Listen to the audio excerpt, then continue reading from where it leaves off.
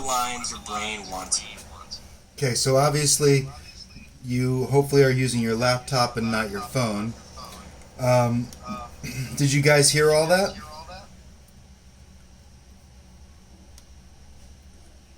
Yes.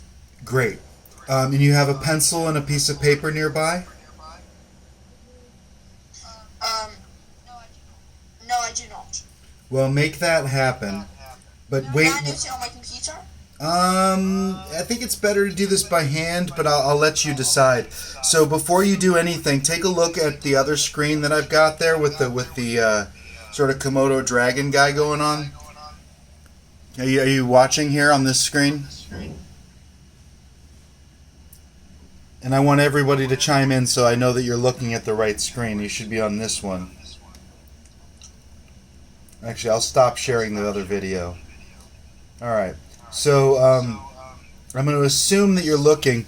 When I started this one, it was a demonstration for the other class. And we started because Worthy wanted to know how do you draw water. And it actually fit with the exercise we were doing, so I did that. And I got over to here, and my lines started getting more shaggy. And then they became a little bit more feather-like, which gave me the idea of making these big spires and expanding those shapes. And they weren't shaded in at the time. And then I realized that I'd made sort of like a lizard or a dinosaur shape. And so then I said, okay, well then I'll turn that into a lizard. And I added these other little types of drawings. But different lines and different values give you different ideas. So I'm literally using the elements of art and principles of design, making everything super basic. And by making it super basic, I reduce it to ideas that I can play with. Today's example, because we did it again, is this one.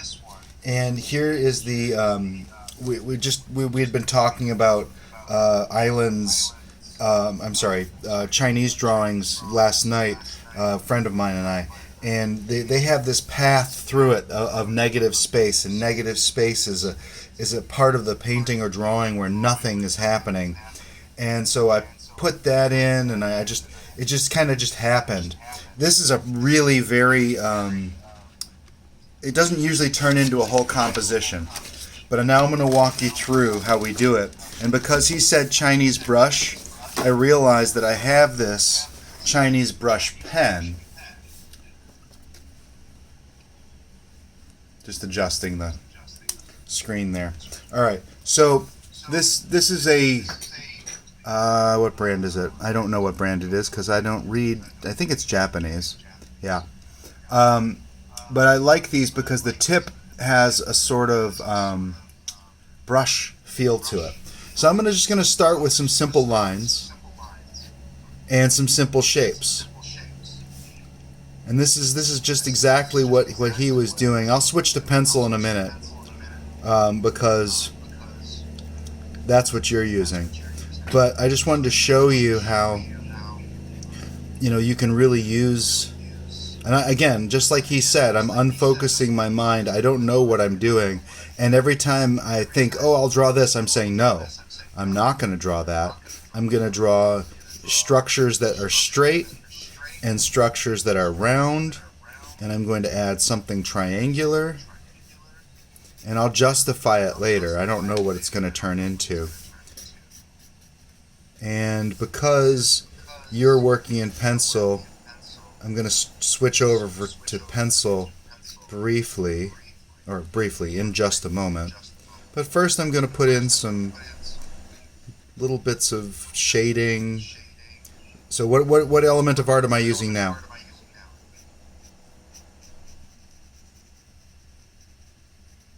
Unmute. Answer the question.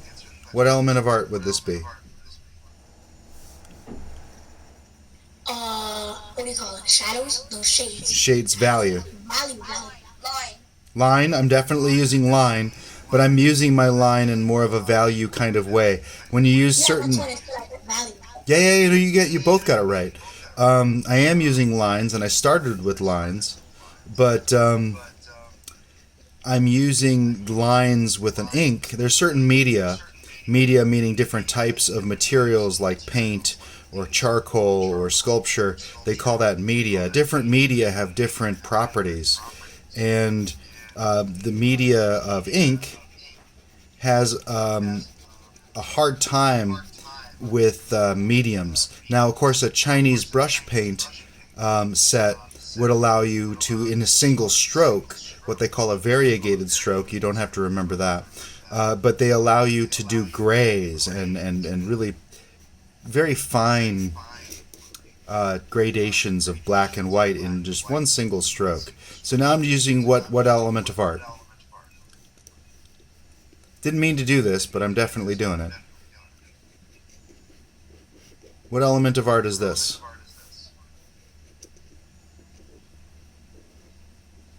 Am I doing something over and over again? It's actually a principle of design. What do you call it when you do something over and over again? Is my pen repeating itself? Yes, repetition. Excellent guess. All right, did you guys know that one? You really need to make sure you know all of these, and we'll review them again in a minute. But repetition, I've got these lines over and over again, and I don't know, again, I still don't know what I'm doing, but I'm going to go through and add the same kind of marks over and over again in the hopes that it will either turn into something or just be interesting. Again, letting my mind stay unfocused rather than say I am drawing this. But just for fun, so that you guys get to play, before I tell you to go and draw, does this remind you of anything? Are you seeing anything in the image yet?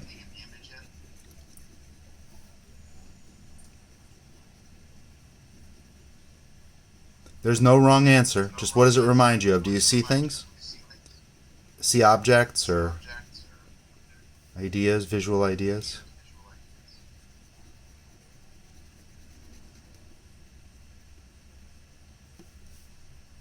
Come on, guys. Participate. How often do you get somebody who will draw for you and do demonstrations? All I'm asking is for you to reply. Wait, what? Right.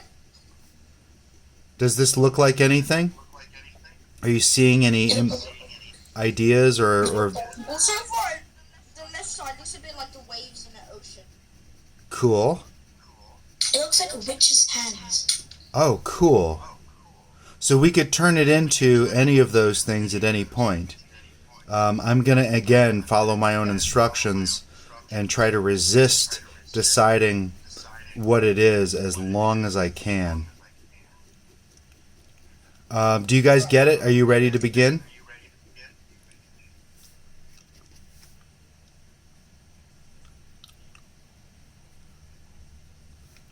Again, this is a unmute the mic moment.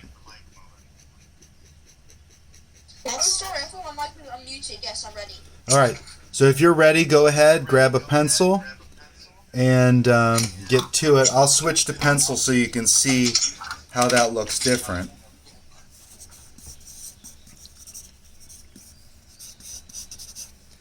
And the way that he was drawing was he was doing these and he was darkening one part, adding shadow to make it almost immediately turn into a three-dimensional object.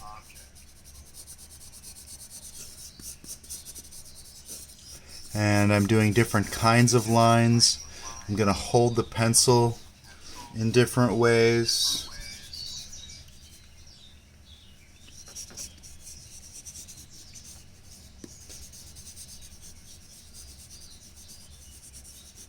You just play around. It doesn't have to turn into anything. When you got something random and then start transforming it into something that's actually a thing, right? That's correct.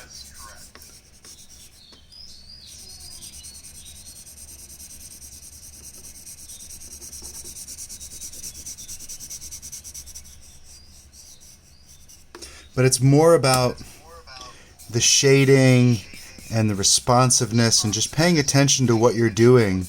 And when you see yourself do one thing, you try to use some other thing you know how to do to make it just a little bit more interesting.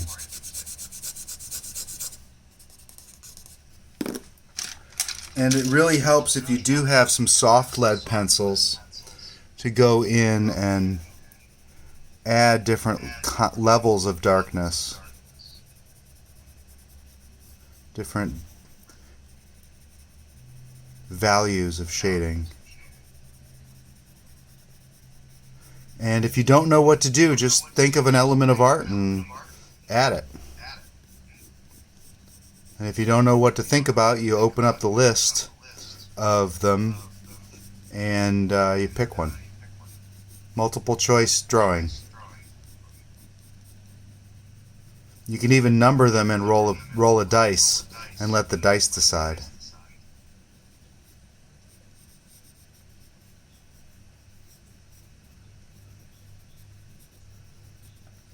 In fact, if I could add 3 extra weeks to this class, that's exactly what we would do, is roll the dice and do drawings to help us understand how to use the elements of art and principles of design to compose.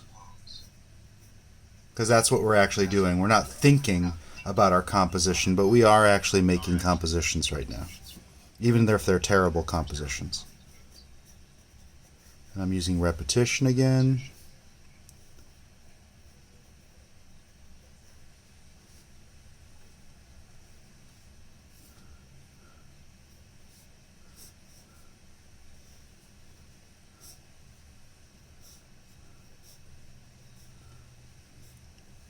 Okay, this is a great time for you to pause, take a camera or your FaceTime or webcam and just send me a WhatsApp of your images. And I'll put the other 2 examples into the WhatsApp thread so you can see them.